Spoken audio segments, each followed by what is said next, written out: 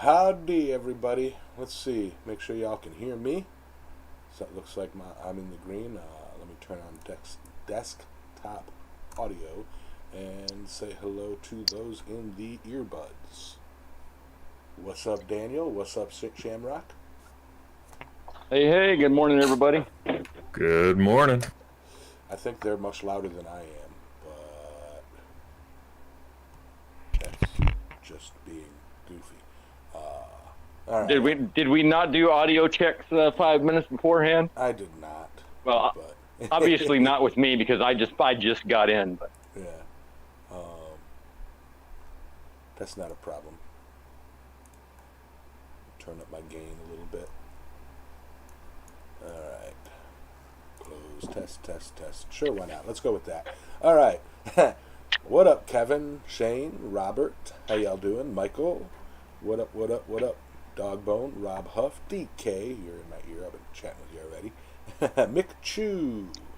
And Robert Lonis, Eric, Greg, Wesley, Benoit. How y'all doing, everybody? Yeah, long time no see. Yeah, it's yeah. I took yesterday off, and that I believe Wednesday's live stream went fairly well, and yeah, yesterday was nice. It was much needed. I took the day off. I needed to. I took the day off, and I didn't leave this couch from 7 a.m. until...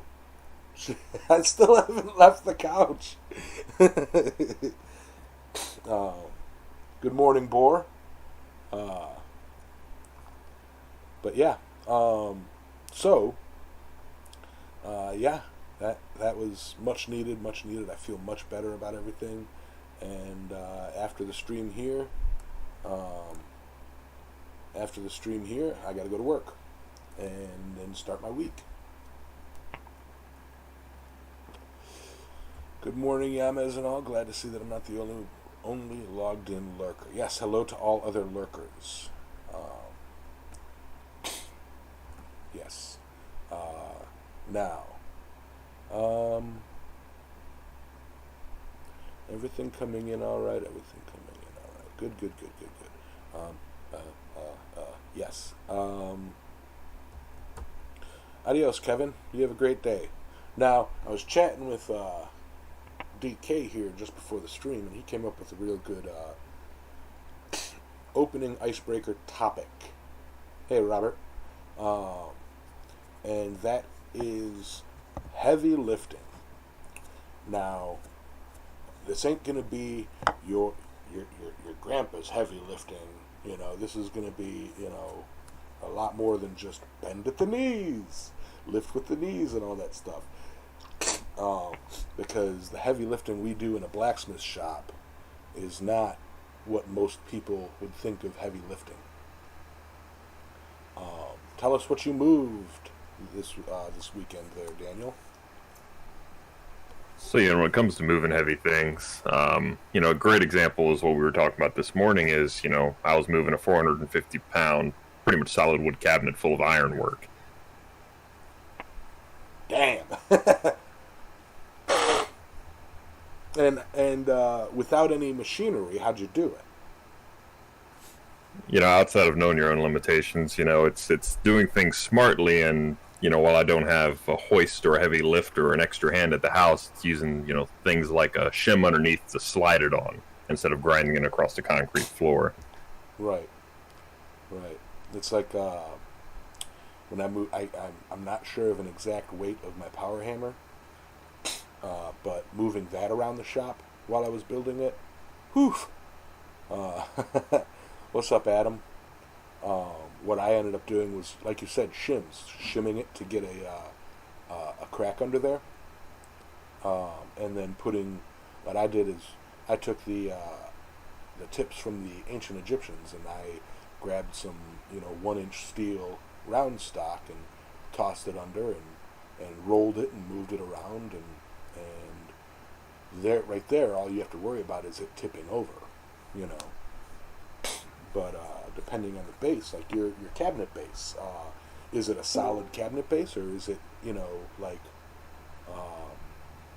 legs, or what is So, it, rim? bottom of the cabinet's held up.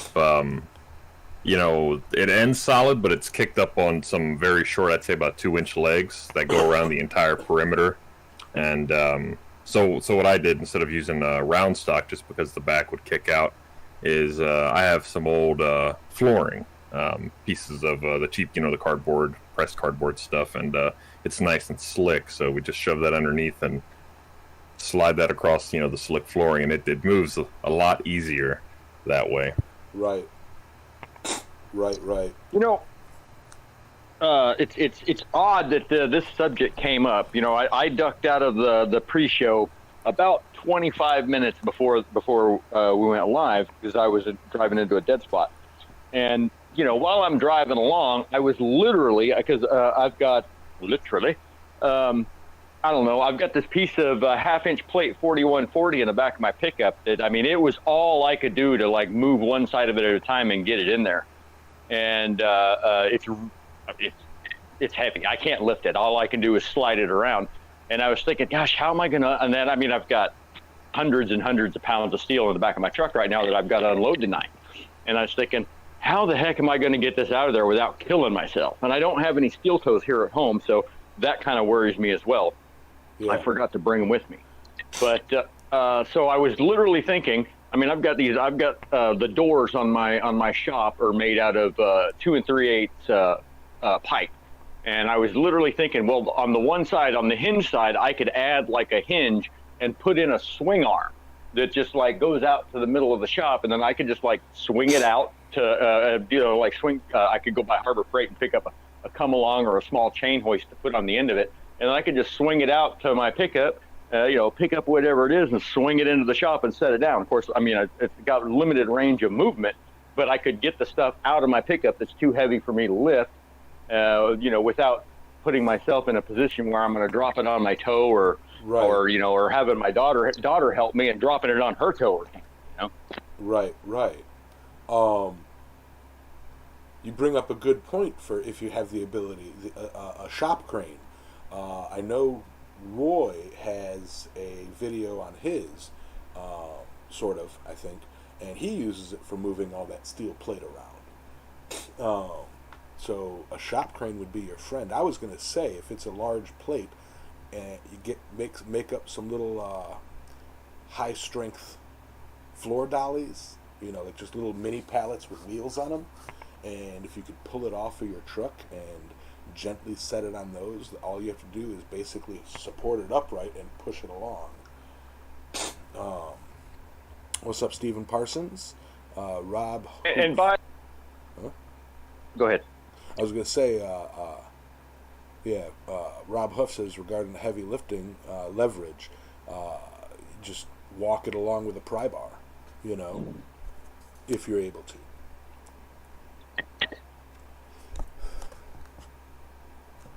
Yeah, and I was going to say, and looking at my own situation, because I have to build something today or figure out something today to unload this stuff, even if it's just like throwing a come along, because I do have my whole shop is built out of pipe, but there's a center one that runs right down the middle of my shop, and I could just throw something over that, like a chain, a come along, whatever, and just jack something up. I could back my pickup up in here, and I can get it unloaded. It's just, do I want something that's going to get me by for a day, or do I want to go ahead and put in the effort to build something that I can use for years to come?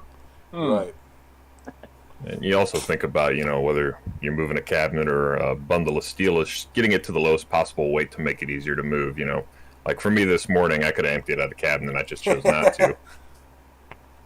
Yeah, sometimes it's like the effort of moving something heavy versus the effort of moving a whole bunch of lightweight stuff. It's like, you know what? I'm a big, strong, burly person. I'll just push it real good. Yep. And then that's definitely knowing yourself and your own strength and all that. Like I'm 6'4", I'm a big guy, so pushing's a little easier for me. But I was telling my wife, if I was a foot shorter, and it wouldn't have happened. Right. $10 super chat in from Aimless Adventures and Metalworks. Thank you, Matthew. Much appreciated, brother. Very, Hey, very Matthew, long time no see. yes. How you been, man? And yeah, Rob's right. You know, Harbor Freight, for all the people that bash them and joke around about how cheap their stuff is, you know what? It's some of their stuff, it's like, yeah, it may not last for decades and decades and hundreds of years, but dang it, if you need something to do a job, it's right around the corner, and it's not that expensive, you know? Like, yeah, absolutely, you know? And most of their stuff you can modify to suit your needs or beef it up if you have to. You know, and on that, yeah, I've had these thoughts. You know, okay, so I've been doing this as a hobby on and off for what, 3 years, something like that. And you know, when I first started, I went and grabbed me 2 of them cheap Harbor Freight, what are they, Central whatever, the angle grinders, 4.5-inch angle grinders. Yeah, Central or whatever, Central Machinery. Yeah. And I thought, well, you know, I bought 2 of those. I had them at there at work where, you know, they're kind of outside all the time. And I thought, well, I'm gonna buy a good one for the house. And I bought them Kita for here at the house. And then, you know, and then after a while, I was like, you know what? I'm tired of changing wheels. I'm just gonna buy one for every wheel I have. So I wound up having like 7 of them. And in 3 years, I've only had to throw one of them away. Right. Like, well, you know, so I mean, for $14, I mean, every one of them except for one has lasted me for 3 years. Right. It's funny because I did the exact same thing. Those little Drill Master angle grinders, I abused the snot out of those things. They did not die. So do I. I mean, yeah, that's it. The Drill Masters, yeah, that's it. Yeah, you might get a bad one that goes out in under a year, but it's $14. You know, yeah. I love how the lady's always like, "Do you want the warranty on that?" And I'm like, "No, I'll just come get another one." Yeah. Yeah, they'll go on sale for $12. I still haven't pulled the trigger on getting multiples yet, but it's definitely something. I don't want to do that until I have a rack for them. I know me. It is so nice.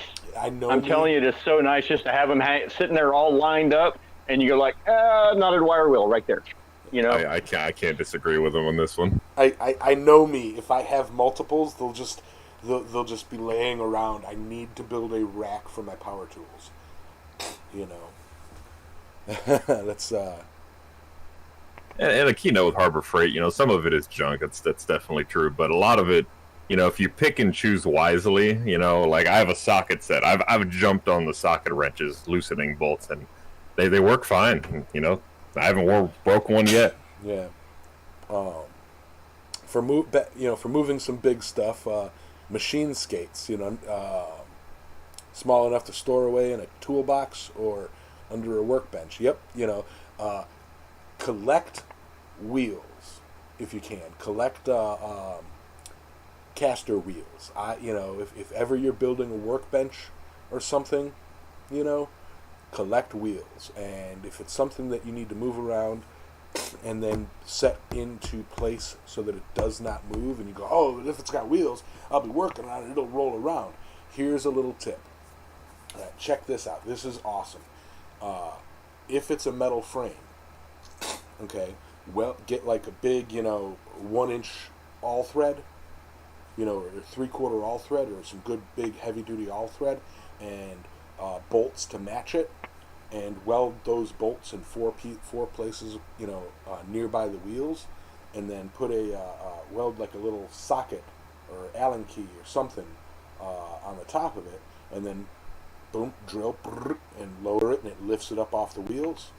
Solid.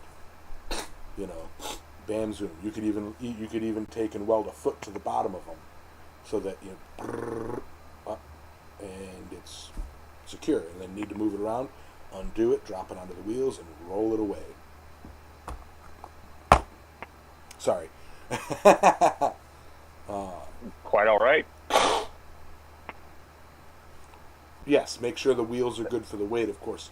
I mean, collect different wheels. If you see wheels on sale, pick up a set. You know, pick up a set. I got everything from I've got to get them off of my thing outside, but I've got these 4 big brass casters that are good for, I think, like 5,000 pounds each wheel. Like they're big, heavy-duty wheels, and they're holding up a freaking wire spool right now. I got to get them off of that and put them in my collection. And I've got everything down to casters that are only good for 25 pounds. But I mean, that's fine. Say if you want to add like a bucket of water for a slack tub that, put the little thing with wheels, put it on it, move it around, whatever. But yeah, definitely want to get, a collection of wheels going. Yes, and a collection of half-inch round steel. Good morning, Matt.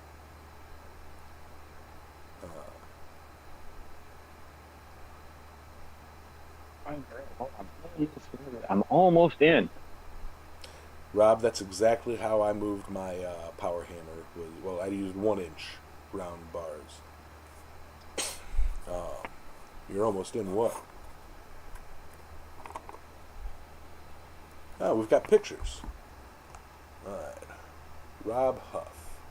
Didn't start this with a hook in mind, but not too shabby for an extension cord hook that started life as a practice piece. And looking like he made himself a little finial end and ended it with a hook. Nice. Very nice. But yeah, I mean, all of that moving stuff around the shop and all of that fun stuff.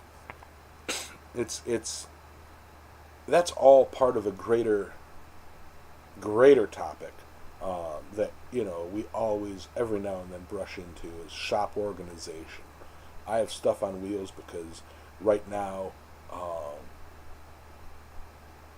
my shop is not set up the way ultimately it's going to be set up, and I know that a year down the line when I rearrange everything, I don't want to be hoofing it.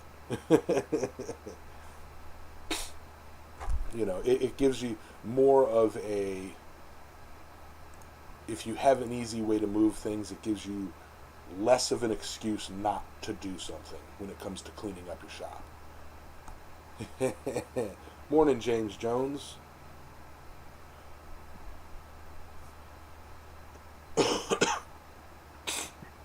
Yeah, my shop is neither organized nor clean right now. Well, I have an interesting topic for discussion there, Yamis. Well, hello, Adam. Welcome. Hello, Adam. Hello. Now, a little bit of a segue into it. Tonight, I got given a whole heap of Cooper P opals. And because, later on I want to start putting gems and stuff into knives and whatever that I intend to make. So here's an interesting question. What's a skill that you're looking into getting that's supplementary to your blacksmithing? Ooh. Well, first up, Adam, I am so jealous because opal has got to be like my favorite stone. Ooh.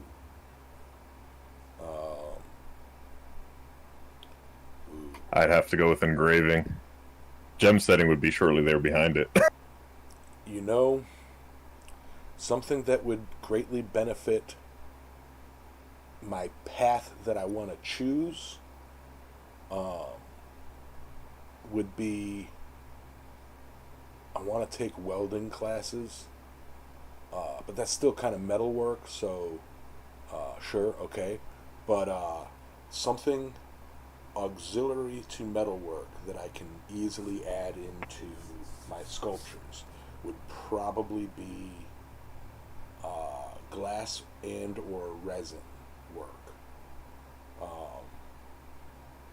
Something that I can get creative with, And I would go with say like jewelry. Glass is interesting as well, like glass blowing or doing little artisanal glass pieces.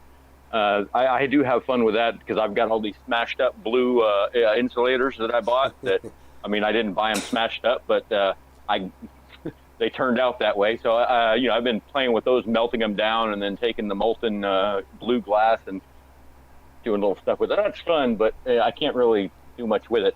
But I would really like to mess with jewelry. You know, like not so much gemstone setting, which I mean that wouldn't be too bad because I do own quite a few loose gemstones. But just you know, like silversmith, goldsmithing, you know, whatever, just making stuff for jewelry out of precious metals. I think I've done some stuff in silver, but that's about it. Yeah. Another thought I just had would be rock carving. You know, like adding rock features to things. Maybe. Don't know. You know.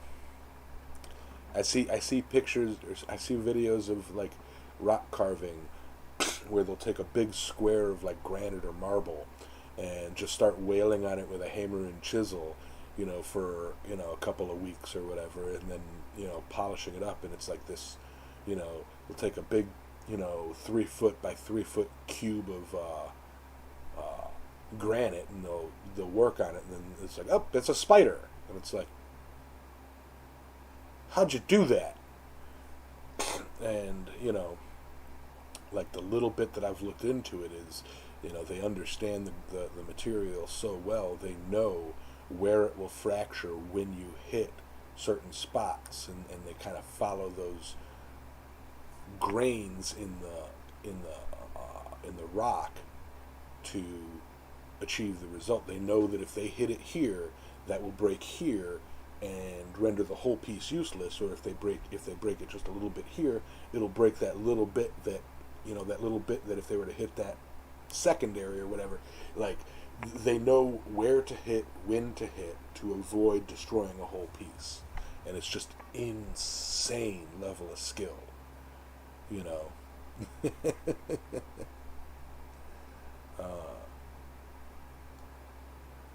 Do a class. Yeah, a couple of people have mentioned leather work. Yeah. And you know, I've looked. You know, I've tried to just like make a little scabbard here or there, or do like a leather wrap on something, and I find it distasteful. Like I really don't like even messing with it. So I mean, for me, that's one of the things I'm like, nope, I'll pay somebody else to do it. I'm not messing with it. Right. Yeah. Yeah. Which is odd. I mean, like you know, I mean, it's sometimes there's just certain things you're like, I don't want to do that. I mean, well, to for instance, I mean, there's even like tools that, you know, I mean, as blacksmiths, we all innately have the ability to make the tools we need, albeit of differing quality. You may not be able to make the best drift, but you can make a drift if you need one, right? And sometimes, I mean, we buy our tools from other smiths because we just don't want to build them. Yeah. It's like, I need a drift. I did not want to make, hey, anybody want to make me a drift? Right. With you, Sally, I don't really have an interest in leather work either. Like I've got a friend of mine that loves doing leather, and he made a collar for my dog and all sorts of stuff. He made a knife sheath for a knife I sent to a friend of mine.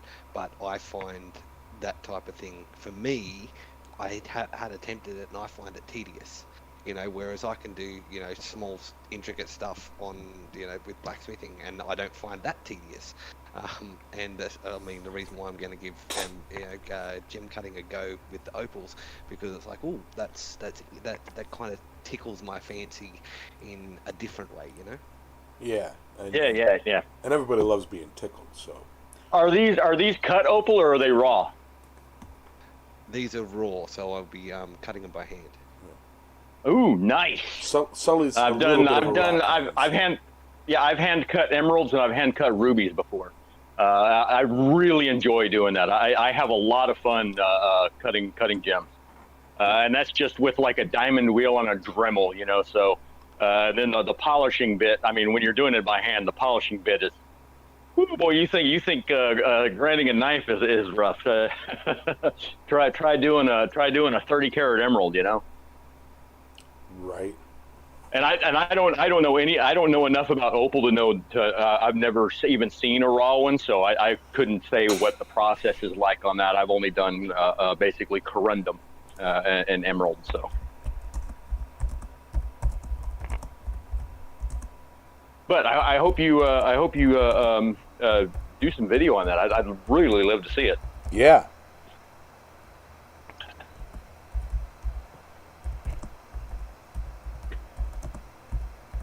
I probably will, just for the gigs. Sorry, I'm yelling at Roy.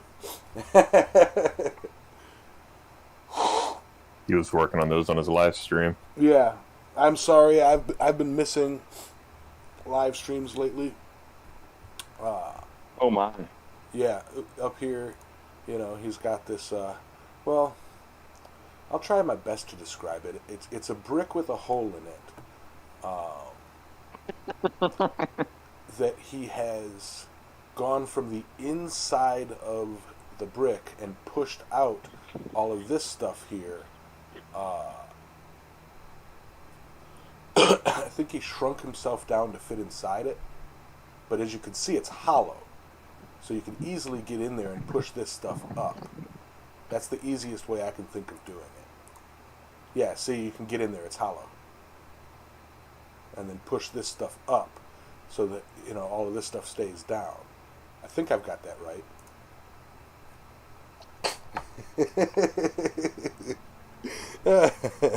Hey Roy, how you doing?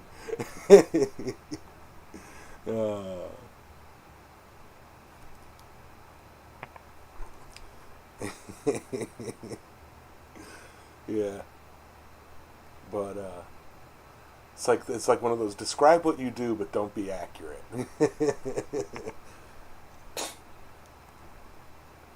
Yeah, that looks amazing, Roy. Yeah, that's just like wow. I mean, that's you went into all this detail, and I'm just like wow. Yeah. Enough said. I can do that, but I don't want to. Yeah, right. Flux. I've done a little bit of test engraving. Just seeing if I could do it. I made a couple little, what do you call them, chasing tools or what have you, out of I've got lots of 1/4-inch coil spring. Yeah. And so I made a bunch of engraving tools out of that just to see how they would work. And it's like, turns out it's fairly easy. The only problem I would have is like I have no idea what design to cut in anything. I'm just like, I can just definitely cut a groove down the middle of my metal. Yeah, it's definitely one of those. You have to be a bit creative in your brain head space thing in order to adjust the camera. In order to when you're dense as a brick, it like me, it's hard to come up with something. You're just like I mean, I don't know. Yeah, my trouble with 3D stuff is thinking in 3D. But yeah, that's amazing stuff. The engraving aspect is insane. But yeah, I actually engraved a tortoise shell design on the head of a rail spike knife that I sent to my sister because she loves turtles, and it came out all right. But I mean, what a simple design for an engraving project, It's like just basically engraving lines, and it is amazing how easily the metal chips away. I don't have a steady hand. Oh, Roy is the metal whisperer. Yeah, I like that, a humble flex from Roy. Humble. Here's some engraving. Yeah. Roy's a humble man. Just some stuff I didn't like and wound up throwing away. Right. The stuff that he throws away is insane. And I'm just gonna sit here and talk about him, because you can see that he's typing right here, so that means that he can listen, he can hear us. So he's either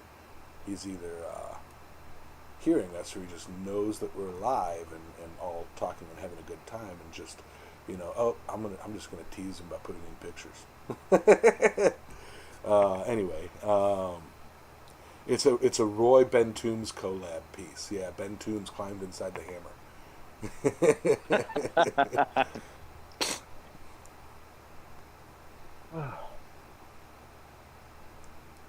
Speaking of Ben Toombs, Yeah.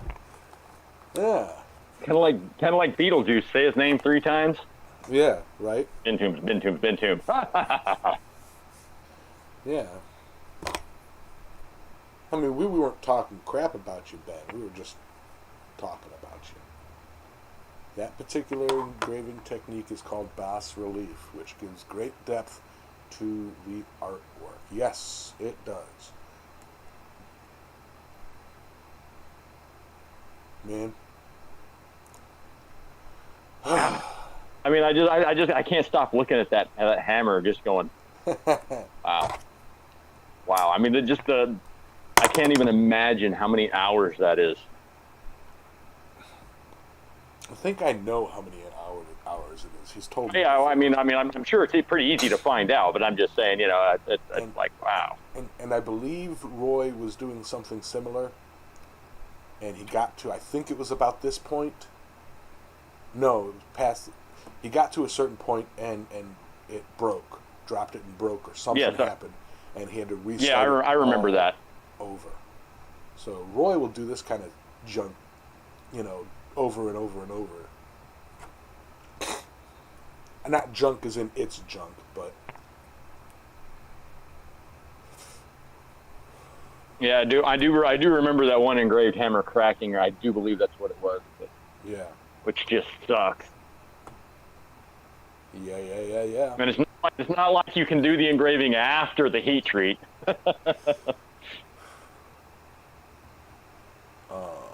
I don't know. I mean, I thought you could.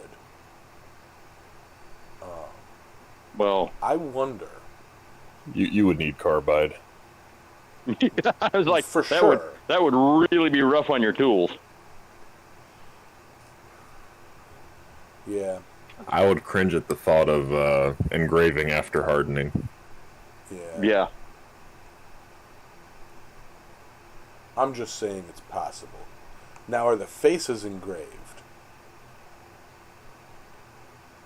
Be real killer is if you were to engrave inside the eye, so that 1,000 years from now, when somebody unearths this hammer from the rubble of our fallen civilization, they find that and it's like, wow, them ancient blacksmiths really knew what they were doing. What's up, Lubes? Oh. They would also ask, why would they engrave inside the eye? Was this some sort of ceremonial piece? Helps grip the hammer. Helps grip. It's to find a hidden treasure. Yeah. Helps grip the handle. I mean, you just toss Ben in the eye of the hammer and like lower him down on a crane, into the hole and let him go. Right? No? Just me? Okay. I'm not funny, I know. But, yeah. That's amazing, Roy. That's what I should have done yesterday. I should have gone up to Roy's house.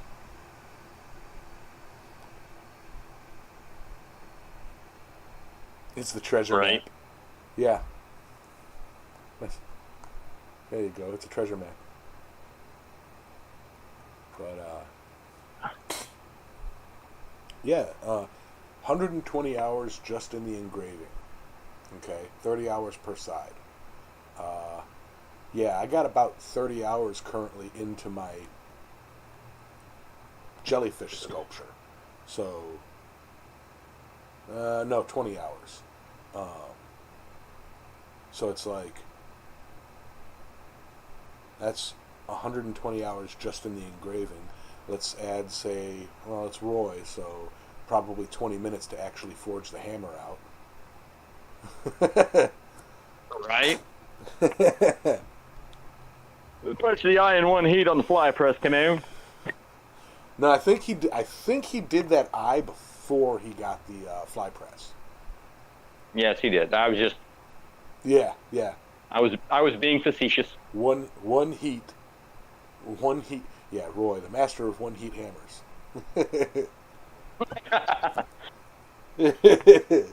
I'm just gonna mess with him until he comes in and yells at me. But that's what we do here. We joke with each other.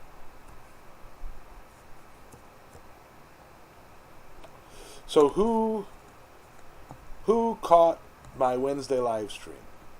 I'd kind of like to get a little bit of feedback on what y'all thought about the first Wednesday live stream. Not saying feedback is I'm going to change back to Saturdays, but, you know, what y'all think? Fun? I caught it. I thought it was good. You looked a lot fresher and a lot less knackered. So you were bouncing, and interactive, and it was a refreshing change. It was good to, apart from Troy's live stream, it was good to watch something during the week. I must admit, Saturday was a bit odd because it was kind of like, I normally bounce out of bed and watch it first thing. So Sunday morning was a bit odd, because I normally bounce out of bed and watch it first thing Sunday morning. But I found it quite enjoyable on Wednesday or Thursday night, Thursday morning for me. I totally screwed everybody's scheduling up. All right. Yeah. Yeah, and I just caught the end of it. I was just, oh crap, I forgot. And I do apologize. I will apologize that I did not do the forge welding aspect of the octopus live or on a video. I didn't want to. That's one big problem I have with a lot of my projects is like, oh, I want everybody to see every aspect of every part of this. Well, if I do that, the project will take me, a year.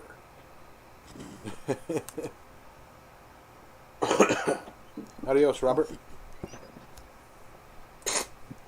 Oh, okay. Finally got in my house.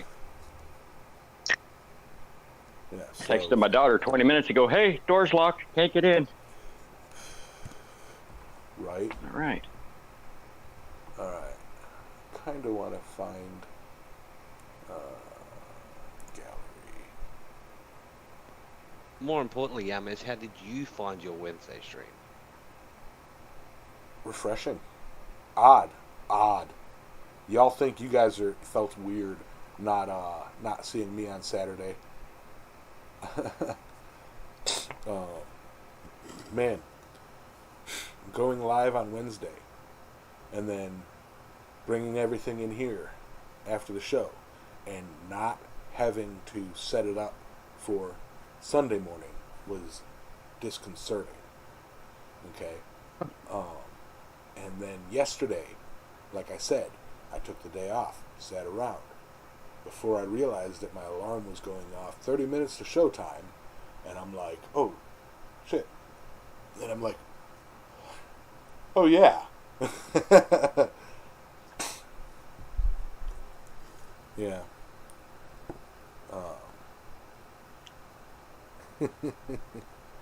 Morning, Roy. Exactly. I didn't want to interrupt my inspirational train of thought. But morning, Grandaz. But yeah, it was definitely odd to shift my schedule around, and last Wednesday was a bit of an oddball day anyway because I had an extremely light day at work. So I was able to really spend a lot of time in the shop working on my sculpture and having that next piece or next project piece to work on during the stream, So, yeah. It definitely was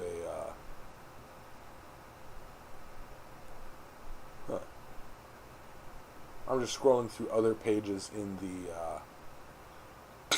the Discord.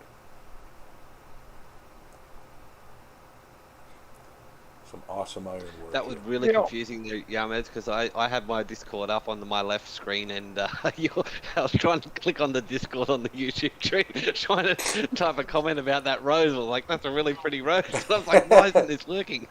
Yeah, no, sorry, I scrolled up to gallery. What's up? Somebody said something.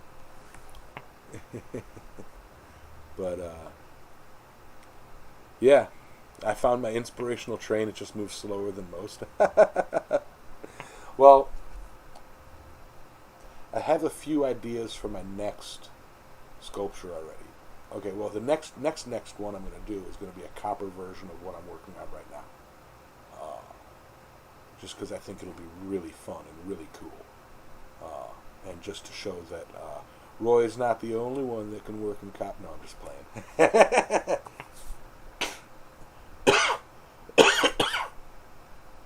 Sinuses are all over the place today. But let me see. So I'll give you all a word. I'm not going to give a picture hint, but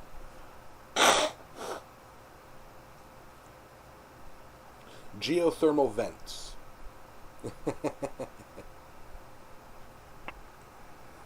Yes. Geothermal vents are, deep sea geothermal vents are little oases in the very bottoms of the oceans, where you could have miles and miles and no life around at all because nothing lives at that depth, along the seabed. And then these geothermal vents sprout up, and the warmth that they put off and the nutrients that they spew from what they do, they become like little microcosms of little ecosystems. So definitely something I'd kind of like to do is like a sculpture of like a geothermal vent. You just want to make a scaly shell gastropod. Right. Well, I got an idea for crabs, for like forging metal crabs, and it's a little bit of a cheat, but not really, because the image that I have in my head of this project would be hundreds of crabs of various sizes, and my idea would be to have or cut them out of plate like blanks, and then forge them from there, and do them instead of a big solid piece, dish them, and then have their legs be forged out, There's Roy with a copper bowl. He's working on copper right now, like as we speak. He's working on copper. Yeah, Roy, copper like that. Now imagine that, but turned upside down and made it as a jellyfish.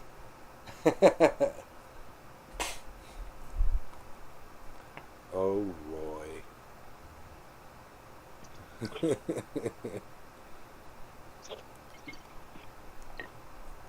But,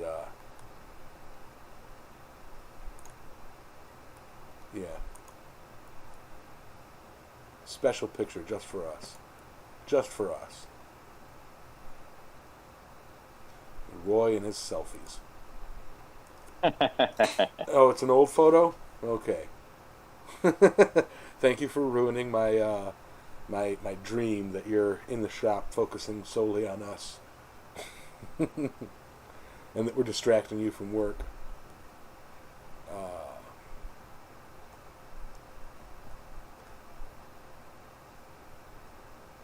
Out of curiosity, what is the word on the Blacksmith Family Tree project? That would be it's a 1-month-old picture. You're killing me. That would be a question for Randy, Adam, and or Daniel Crawford. Daniel. Yes. I have not had a chance to do my leaf yet. But yeah, I am honestly not certain where it stands. Well, on the Australian side of things, Australian and South Pacific, I haven't received any leaves from anyone yet. I'd say as time crunch gets closer and things are going, things pick up steam, I'll probably get some more. My leaf is currently sitting inside a 20-foot shipping container, packed among all my tools and stuff like that. But of course, I have a special place already set aside for if I do receive any in the coming months. Sure. But yeah, that's what's happening from the Australian side. I was totally picturing your leaf just like sitting on a little pedestal in the middle of an empty 20-foot sea container, ready to ship it to the States. Yeah. Container and all. Yeah.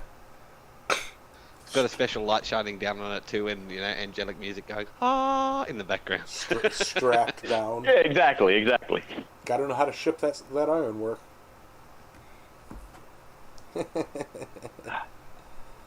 20-foot container full of bubble wrap. Yeah, just one metal leaf in a 40-foot shipping container full of peanuts, packing peanuts. Yeah, that'd be fun. About as much fun as a 20-foot container of expandable foam. Oh, jeez. Somebody bring the chainsaw. Yeah.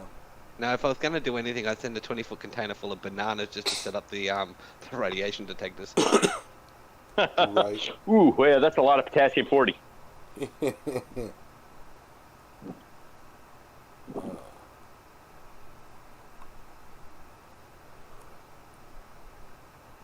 I'm getting my Sunday headache, guys. But Oh, hey, I had a fortuitous encounter this week. did you know? I did. I went.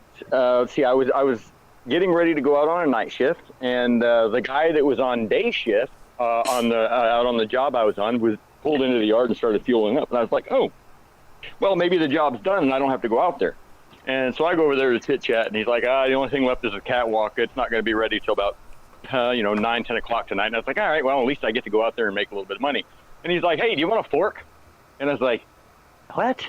He's like, do you want a fork? And I was like, what the heck are you talking about? And he's like, points up on top of his bed. He's like, a forklift fork. I found one in the road. And I was like, oh, yeah. And so, yeah, we toted it over, threw it in the back of my pickup. I got a whole freaking fork that they just found it laying in the road. Right. Lucky. Not sure what I'm going to do, but I have it. I'd like to get a couple. I need a forklift. Sally's Yeah, there you go. What's happening? I could build a forklift out of it. There you go. You got the start of a forklift. Yeah, I got it's kind of like that song, One Piece at a Time. You know Got what? it one piece at a time, and it didn't cost me a dime. I wonder if it is possible to be a. Rob's just screwing me up here. That's creepy awesome. I wonder if it's possible to build essentially your own forklift, or at least like a small shoplift version, using cables, gears, and turn crank stuff to make a little wheelie thing. And a bicycle. And a bicycle. Well, even if it's just something that you push around the shop, and then turn a crank to lift, slide it under, forks under it, and then turn a crank and it jacks it up, to lift things from bottom to top shelves and whatnot, just something that's small and out of the way, that's not a big machinery that costs, tens of thousands of dollars, or whatever they cost. Possible, yes. Safe, probably not. But hey, do it anyway. Yeah, ask Big Dog. I bet he's got it already. And he's like, oh, that's a good idea. I think I'll build one of those tomorrow. Right? Yeah, I actually got to get a hold of Big Dog. I haven't had a chance. I got to find out I got to talk to him about the book and find out what's going on. It was either he was looking for somebody to send it to, contacting some people. We're having trouble getting the next YouTube Smith to agree. We've had a few denials or declines. So I told him if he couldn't find anybody to send it right back to me. And worst case scenario, I'll bring it to Quad State or ship it to somebody who will bring it to Quad State and go from there. I think it kind of ought to be at Quad State at least, one way or another. Yeah, it kind of should be. And I mean, we're getting. I mean, as long as it spins at each person's, in each person's care, or I don't know, that's not the word I was looking for, but whatever. Perhaps it ought to come to you so that it can come to Quad State. So I don't know. Probably Not my deal, but just my recommendation. Set up a booth with it. Yeah. Well, and actually, I mean, of course, I mean, like, we're all gonna do just like we did the last one. We'll just take 3 or 4 heats and everybody roll in and take a swipe at it. But I'll bring, or what have you. Yeah, if I have to, I'll bring my oxyacetylene torch with me and have it sitting, have a booth or whatever at Quad State where, if you're going to Quad State, bring your touch marks, guys. Bring your touch marks, okay? And what I could do. Oh, well, that's for sure. I mean, that should be a given. I mean, gosh darn, it's not. Well, I mean, I've always brought it just because what if I make something, Yeah. So. And it's one of them questionable things. It's like, well, I mailed everything to John's house. I'm not traveling with any luggage. Are they going to let me have my touch mark in my carry-on? It's a great big square of steel. I don't know. I've always been worried about TSA saying, nope, can't take that. And I'd be like, what do I do now? Yeah. So I've never actually tried to walk it through TSA. Yeah. If you put it in your suitcase and the suitcase is checked, they'll let you take it. Yeah, I don't check baggage. Well, I did when I went to Hans's, and that's how all my my blue glass electrical insulators got shattered. I arranged them in my suitcase in the shape of a 5 of dice, and when I got home, all 5 insulators were in one corner smashed up. And I was like, well, fuck you too, oh, shh. Hot Mike. My bad. I was mad. Bleep. They broke them all.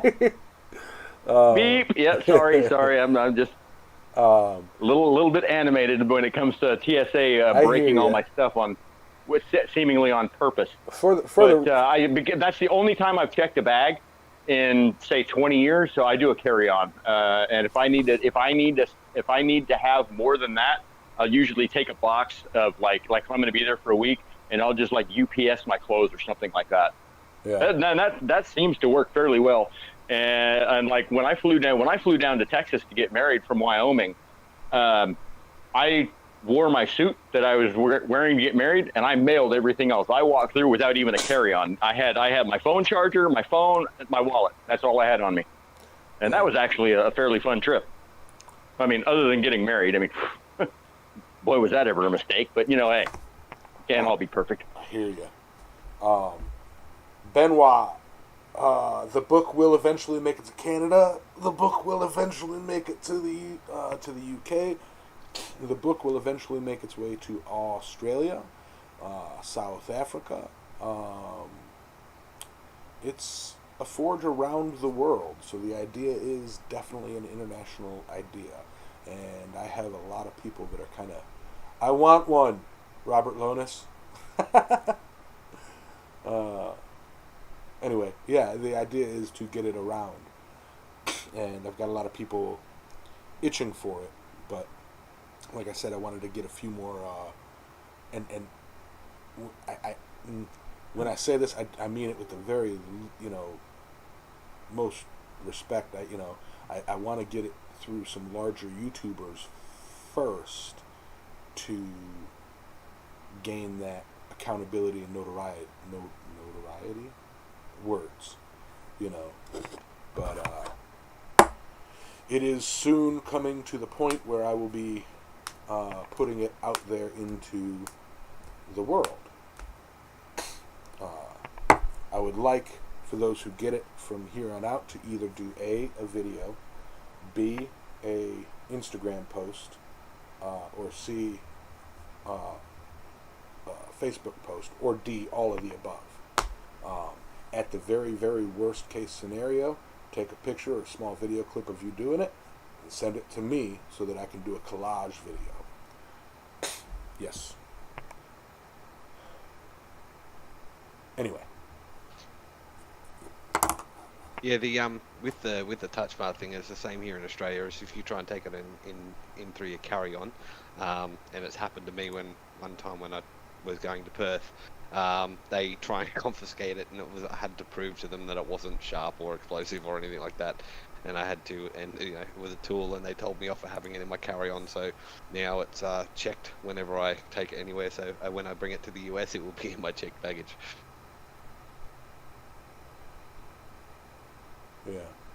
Yeah, and the what I wound up doing was mailing mine to and from like Quad State and Kansas.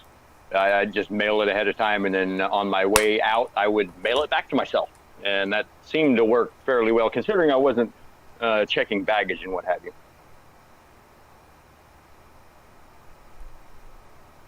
Right.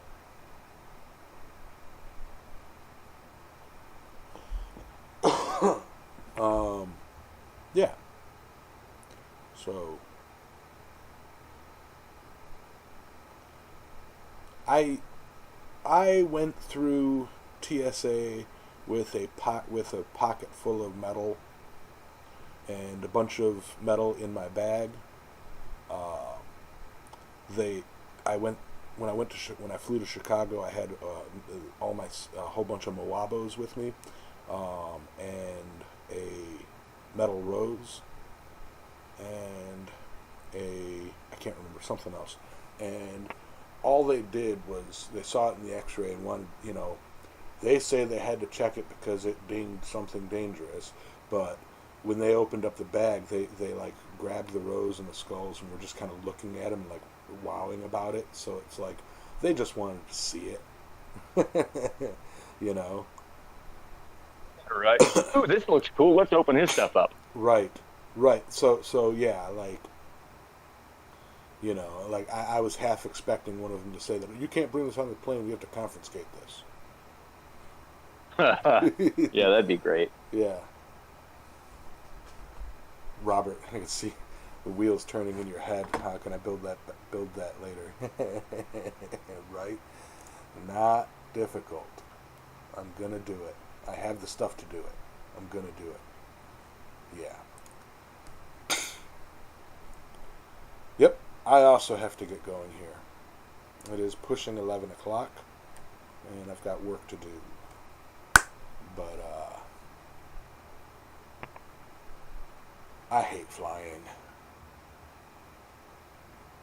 I actually really, well, other than this last time was horrible. It's the only bad flight I've ever had. But I typically love flying. I mean, it doesn't bother me a bit. And of course now I'm TSA pre-check, so I just walk right on in, and there's no issues. But I love it. Let somebody else do the driving, and hey, Yeah. It's a good time for me. But dealing with it this last time was really making me second guess it. Yeah. All right, Ben, you have fun living your interesting life as a small boat jockey. Everybody give